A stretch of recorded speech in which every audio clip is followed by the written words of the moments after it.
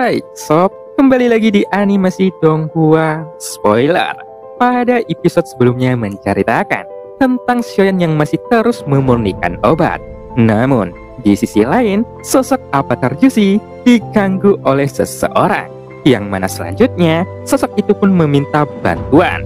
Lalu, Shin pun berpindah di tempat Yusuan, yang mana kali ini dia segera masuk di sebuah kerajaan, sehingga ia bisa menikmati berbagai anggur serta pelayan wanita yang cantik. Tapi saat ini kelompok Xiaoyan bertemu dengan utusan iblis abadi yang lainnya, yang mana selanjutnya itu adalah sebuah pertikaian. Dan cerita pun dimulai.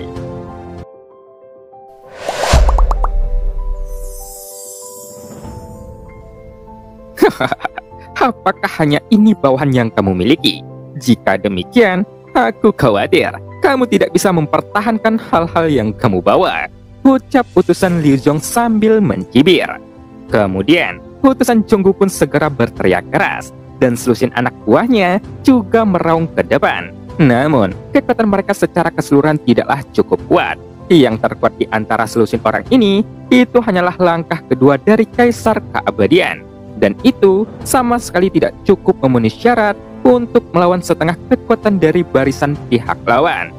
Begitu kedua belah pihak bentrok, itu akan menjadi pembantaian sepihak. Wah, sungguh bodoh. Mengapa menimbulkan korban yang tidak perlu? Tuan ini sudah memberimu satu kesempatan terakhir, tetapi kamu malu-malu untuk menyerahkannya secara sukarela. Maka dari itu, jangan salahkan aku karena kejam. Semuanya lakukan sekarang, dan jangan biarkan siapapun untuk hidup, ucap Liu Zhong sambil mengangkat jarinya dan memberi isyarat kepada bawahannya untuk segera menyerang. Langkah keenam di sebelah Liu Zhong itu langsung mengunci Jin Lidong, karena ia satu-satunya yang menjadi ancaman, sedangkan yang lainnya itu semuanya seperti semut. Wajah Jin Lidong pun menjadi gelap. Sosoknya juga membuat jarak, lalu membuat serangkaian segel di tangannya. Selanjutnya, pertempuran berdarah pun pecah. Mata Liu Zhong tertuju pada sosok Zhonggu. Saat ini, semua pasukannya sudah terkepung. Kini, hanya tersisa Zhonggu dan Xiaoyan yang masih duduk bersila di atas kompas terbang. Zhonggu, sekarang giliranmu untuk melawanku, ucap Liu Zhong yang menunjukkan senyum bercanda. Tangannya pun segera terangkat, lalu menunjuk ke arah Zhonggu. Kemudian, telapak tangan raksasa berwarna kuning tua tiba-tiba terbentuk di atas kompas terbang. Lalu saat berikutnya, itu segera jatuh dengan tekanan yang kuat. Melihat ini, Zhonggu pun mengepalkan kelima jarinya dan segera terbang ke udara. Namun saat ini, dia hanya bisa bertarung dengan berani. Kekuatan Zhonggu hanyalah langkah kedua dari Kaisar Keabadian. Sementara untuk Liu Zhong, ia sudah mencapai langkah keempat Kaisar Keabadian. Ada kesenjangan besar di antara kekuatan kedua belah pihak. Hal ini pun membuat Zhonggu menggertakkan giginya. Dia bertanya-tanya mengapa Xiaoyan masih belum mengambil tindakan. Kemudian Zhonggu pun berbalik untuk melihat. Lalu baru pada saat itulah dia menyadari bahwa Xiaoyan berada pada saat krisis dalam penyempurnaan ramuan. Pemurniannya akan segera berhasil. Tapi saat ini, tiba-tiba terdengarlah suara keras dari kompas terbang. Nyala api pun langsung menyembur. Pil obat yang memancarkan aroma obat yang kuat kini meledak seketika. Akhirnya, pemurnian itu pun gagal. Pil obatnya langsung meledak. Namun, adegan ini membuat Zhonggu tercengang. Dia tidak menyangka bahwa pemurniannya akan gagal. Meskipun begitu, telapak tangan raksasa di udara tidak berhenti. Malah sebaliknya, itu terus turun dengan gemuruh. Zhonggu, nyawamu sudah di ujung tombak. Aku menasihatimu untuk tidak mengalihkan perhatianmu, ucap Liu Zhong. Wajah Zhonggu pun menjadi lebih suram. Lalu segera, aura keabadian melonjak tanpa ditahan. Gelombang kekuatan keabadiannya juga memadatkan sebuah telapak tangan yang besar. Keduanya tiba-tiba bertabrakan satu sama lain. Tapi, kekuatan yang memancar dari telapak tangan besar Zhonggu itu jauh lebih lemah. Ini bukanlah perbedaan antara keterampilan bertarung, tetapi perbedaan dalam kekuatan keabadian yang dapat digunakan oleh sang penggunanya. Dengan ledakan keras itu, telapak tangan raksasa pun bertabrakan secara langsung. Tetapi endingnya tidak menegangkan. Telapak tangan raksasa Jonggu pun hancur seketika. Sosoknya langsung jatuh ke kompas terbang dengan suara yang keras. Jonggu, jika kamu tidak beruntung, bagaimana mungkin kamu bisa mendapatkan gelar utusan jika hanya dilihat dari kekuatanmu yang lemah ini? Tapi aku harus mengatakan bahwa meskipun kamu tidak berguna, keberuntunganmu selalu bagus. Entah bagaimana kamu bisa menangkap begitu banyak tikus asing dalam satu kali kejadian. Apalagi kekuatan mereka tidaklah lemah. Jika kamu diizinkan kembali dan mendapatkan kontribusi pada saat itu, bukankah kamu akan mendatangiku untuk membalaskan dendam? Jadi, jangan salahkan aku atas tindakanku saat ini. Apa yang aku lakukan sekarang itu hanya mematahkan duri yang siap menusukku, ucap Liu Zhong sambil tertawa terbahak-bahak. Setelah berbicara, sosoknya pun bergerak ke kompas terbang dan siap untuk mengakhiri hidup Jonggu. Namun, tepat ketika telapak kaki Liu Zhong setengah inci di depan Jonggu, tiba-tiba angin kencang pun datang. Melihat ini, Liu Zhong pun terkejut.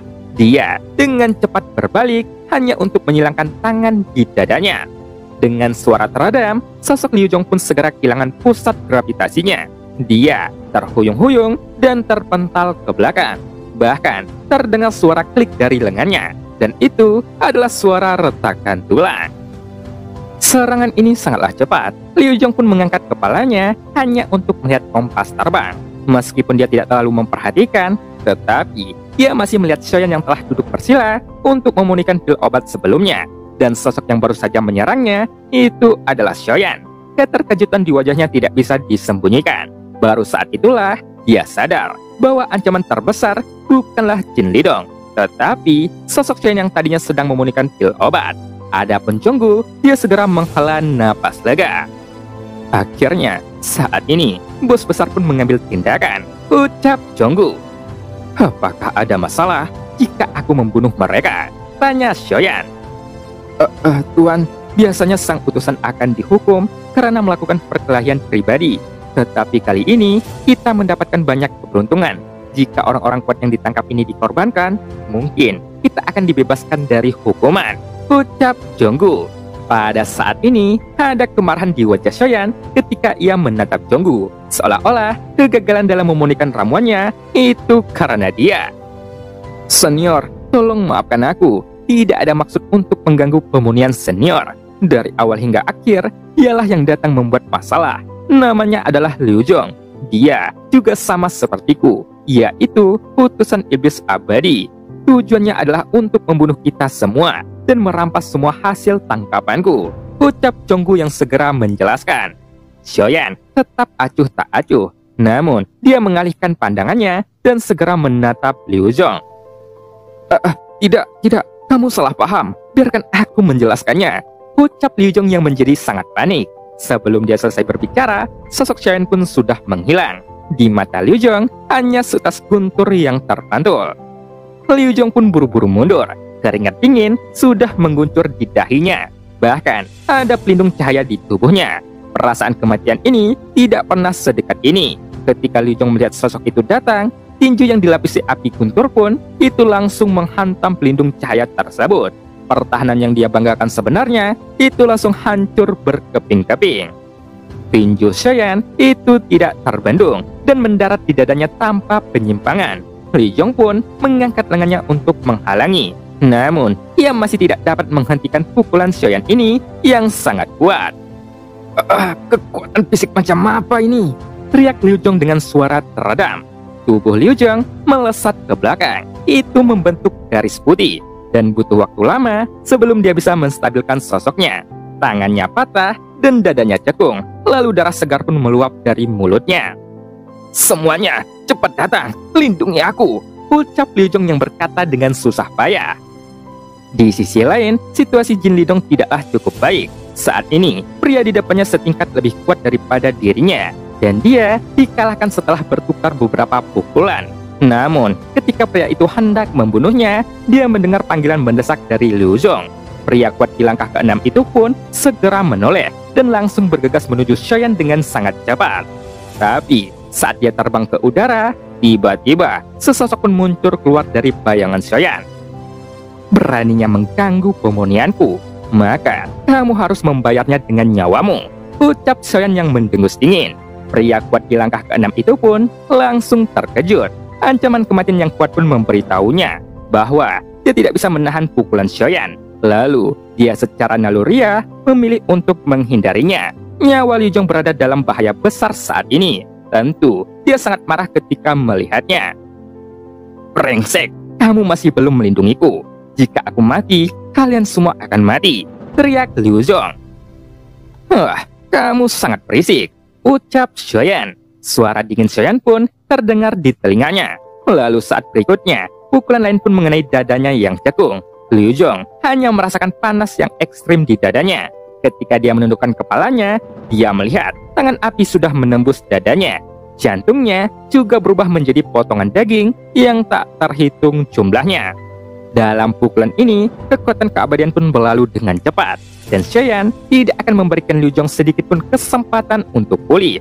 5 jarinya tiba-tiba muncul menangkap kepalanya. Hati Liu Zhong pun menegang, matanya dipenuhi ketakutan. Dia bahkan tidak tahu apa yang terjadi. Ketika pandangannya tiba-tiba berbalik arah, Zhonggu di kejauhan menyaksikan bagaimana kepala Liu Zhong yang terpenggal. Adegan ini sangat menakutkan, karena Xiaoyan membunuh kaisar keabadian itu seperti membunuh semut. Xiaoyan pun menjentikkan jarinya, lalu nyala api terbang keluar dan membungkus seluruh tubuh Liu Zhong. Hanya dalam sekejap mata, tubuhnya meleleh dengan cepat. Zhonggu tidak bisa menahan diri untuk tidak menelan ludahnya. Untuk Zhonggu di langkah kedua, dia merasa bahwa Xiaoyan pastilah dewa keabadian yang menyembunyikan kekuatannya. Xiaoyan membunuh Liu Zhong di langkah keempat, bahkan tidak sampai setengah batang dupa. Itu begitu sangat menakutkan. Pada saat ini, jiwa Liu Zhong pun akhirnya keluar dari tubuhnya yang dilebur oleh api. Dan pada saat yang sama, sosok kecil dengan paras menyeramkan muncul dari bayangan Xiaoyan. Sosok itu membuka mulutnya, kemudian ia melahap jiwa. Ini adalah dunia iblis kuno. Sudah saatnya meningkatkan kekuatan Avatar Lozu, gumam Xiaoyan.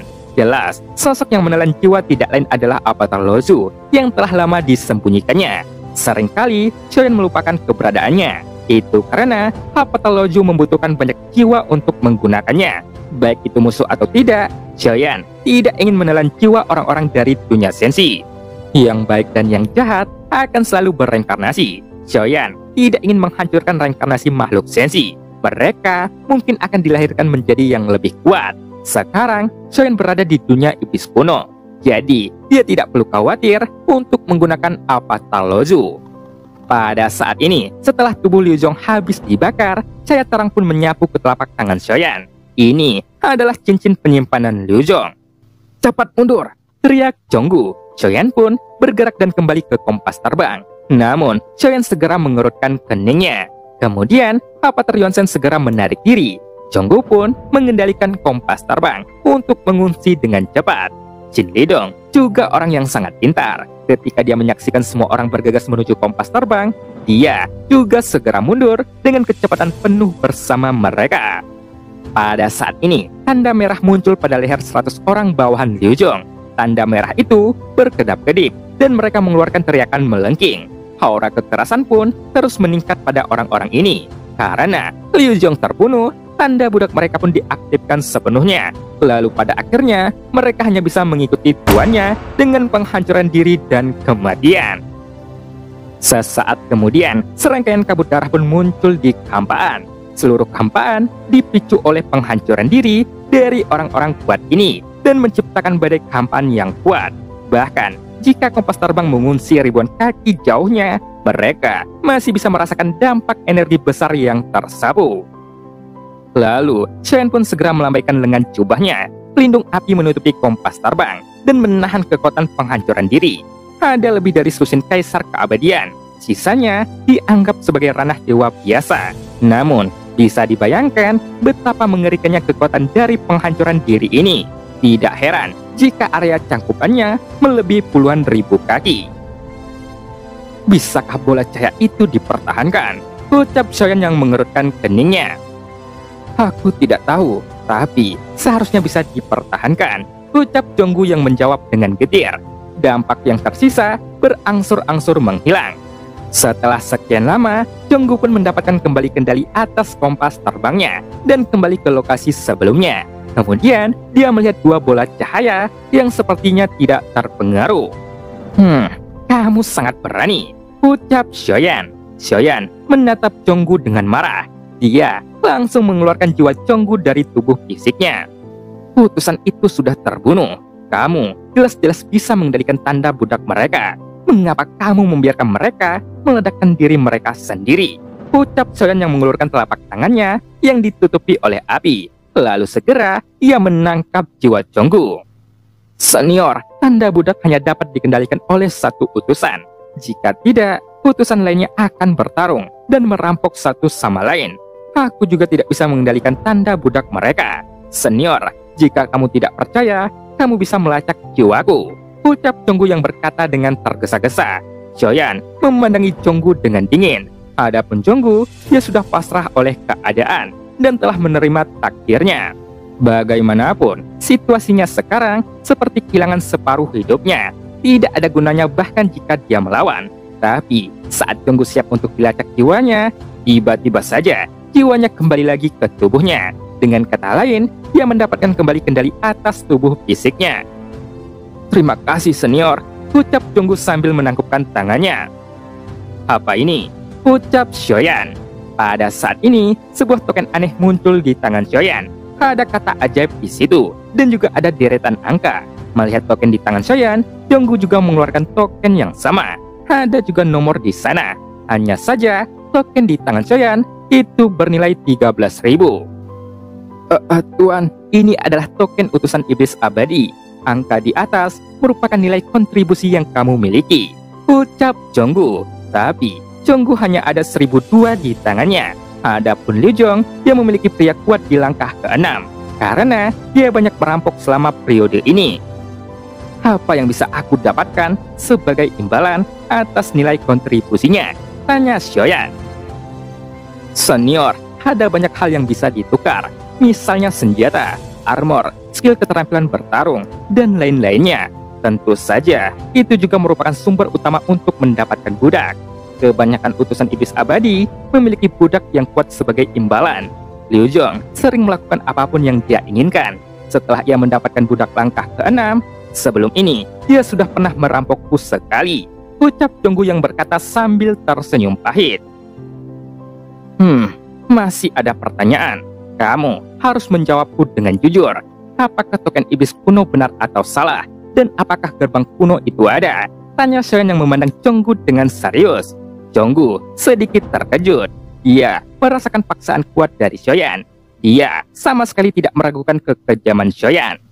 Apalagi dia sudah melihatnya dengan matanya sendiri. Bagaimanapun, Liu Zhong tewas secara tragis. Jika dia tidak berhati-hati, dia mungkin akan dimusnahkan dalam sekejap mata. Tuan, izinkan aku menjelaskan. Token iblis kuno maupun gerbang kuno memanglah ada. Hanya dengan memiliki yang pertama, seseorang dapat memasuki yang kedua. Dengan kekuatanku, secara alami aku tidak memenuhi syarat. Konon, gerbang kuno itu bisa menuju ke dunia lampau. Tapi menurutku, pernyataan ini hanyalah rumor saja. Sejauh yang aku tahu, ada dua kemungkinan. Satu, itu mungkin jebakan yang dirancang oleh alam pertemuan iblis. Tujuannya adalah untuk memikat orang yang kuat agar masuk. Dan kemudian mereka akan menangkap semuanya. Dan kemungkinan kedua adalah dikabarkan bahwa gerbang kuno tersebut ditinggalkan oleh sebuah klan kuat. Namun, klan itu sudah lama menghilang dari dunia ini. Kamu pasti pernah mendengar namanya. Dan itu adalah klan Cimi, ucap Jonggu yang menjelaskan. Dan cerita pun berakhir. Sampai jumpa.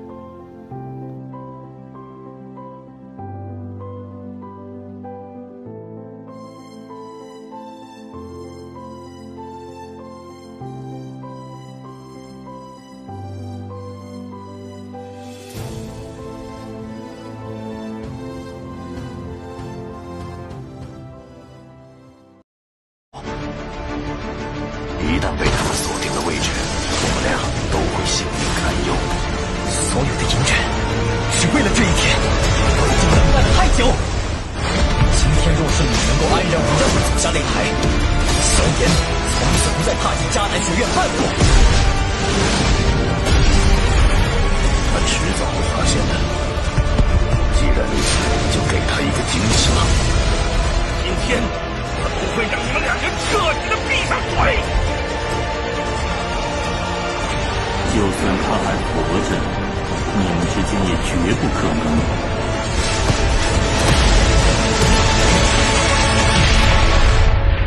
加玛帝国云岚宗，萧炎回来了。